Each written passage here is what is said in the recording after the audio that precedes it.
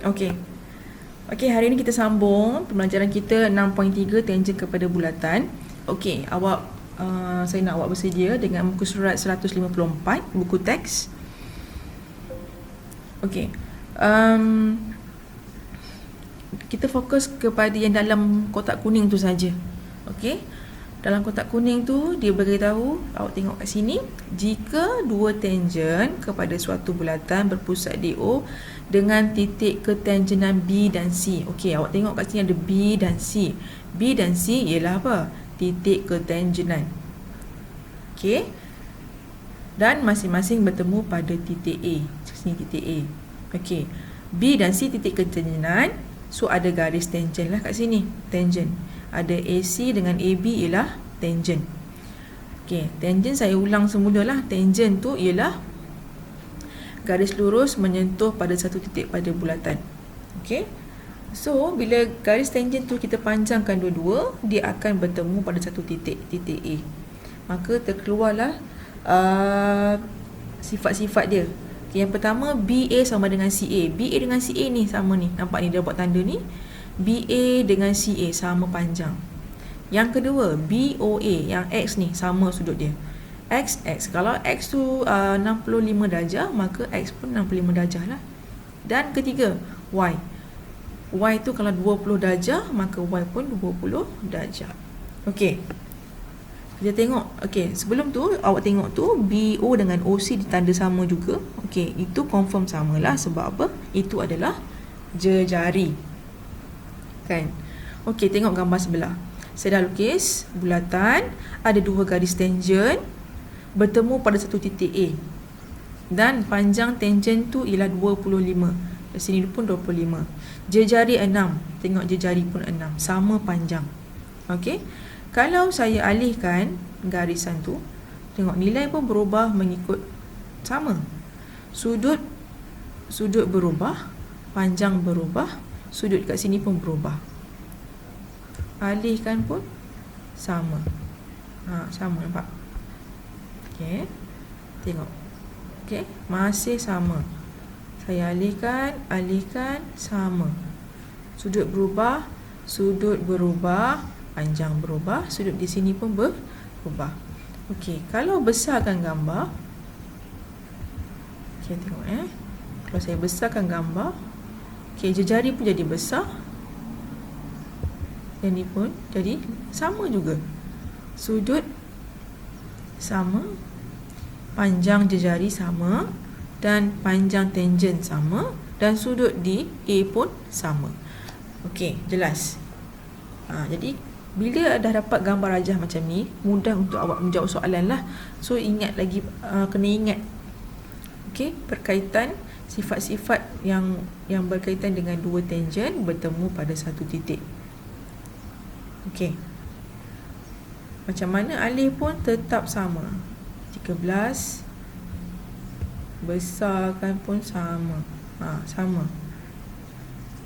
14, 67, 34, 23 sama. Okey?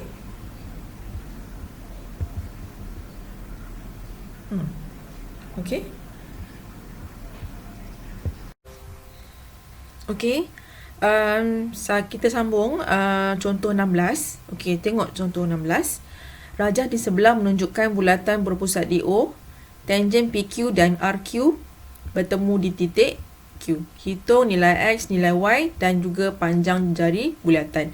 Okey, tengok gambar rajah ini. Dan saya dah transfer ke sini. Okey. So, kita guna sahaja maklumat apa yang kita ada dekat gambar rajah yang kita dah belajar sebelum ini. Di gambar rajah ni kan, masukkan je maklumat apa yang awak tahu. Okey, pertama sekali ialah saya nampak kat sini 14. So letak kat sini 14. Terus tulis kat gambar rajah. Kan? Kat sini 66, kat sini pun 66. Ada tangent. So letak sini 90 darjah. Maklumat apa yang kita tahu tu terus letak. Jadi kita senang nak selesaikan masalah seterusnya. Okey, so A, nilai A ialah Nak cari nilai A. So, kita tahu POQ ni adalah segitiga bersudut tegak kan? Ataupun segitiga lah. Bila segitiga, kita tahu 180. 180. Jadi, tolakkan dengan apa? Tolaklah dengan 90. Tolakkan dengan 66. Dapat nilai X. Okey, so akan dapat jawapan dia ialah 24. Okey, nilai Y. Dah dapat dah kat sini. Dah tulis, nampak? Kita tulis 14 tadi. Dah satu masalah. Panjang jejari bulatan. Okey, nak cari panjang jejari bulatan. Jejari kat sini. PO. Sini OR. Okey. Okey, tadi kita X tadi terdapat berapa tadi? 24. Okey, kita ada sudut. Ada panjang sisi dia 14 dan sudut satu lagi ialah 66. Sudut semua ada. Jadi awak nak cari nilai jejari kat sini kan. So macam mana? Kita guna teorem Pythagoras tak boleh. Sebab apa? Sebab panjang OQ tak ada. Panjang OQ tak ada, tak boleh lah. Kan, jadi kita kena guna trigonometri. Trigonometri sama ada awak nak guna sin, cos ataupun tangent. So, awak nak pilih yang mana? Macam mana kita nak tahu? Nak pilih guna sin ataupun cos ataupun tangent. Okey, macam biasa kalau kita jumpa segitiga bersudut tegak, pertama saya pesan kat awak sebelum ni ialah letak dulu, labelkan dulu mana hypotenuse, mana sisi sebelah dan sisi bertentangan. Okey, sekarang ni kita guna, awak nak guna yang mana? Nak guna sudut 24 ke sudut 66? Okey. Okey. Mana-mana pun boleh. Okey, sebenarnya mana-mana pun boleh. Nak guna sudut-sudut yang mana pun boleh. Jangan guna sudut ni. Sudut 90 tak boleh lah. Guna antara dua-dua ni. Antara 66 dengan 24. So, saya pilih sudut sudut 24 lah. Saya guna sudut 24. Okey, bila guna sudut 24, 24, okey, kita ada hypotenuse. Hypotenuse tak ada nilai. Dan kita nak cari nilai. Okey, 24 dengan panjang sisi OP ni adalah apa? Okey, sebelum kita nak tentukan sebelah ataupun bertentangan, kita kena tentukan sudut dulu. Sudut mana? Okey, kalau sudut yang ini, so bertentangan dengan dia, maka adalah sini T lah. T. So, ini ialah sebelah. Kan? Okey. So, kita nak cari T, iaitu tentang.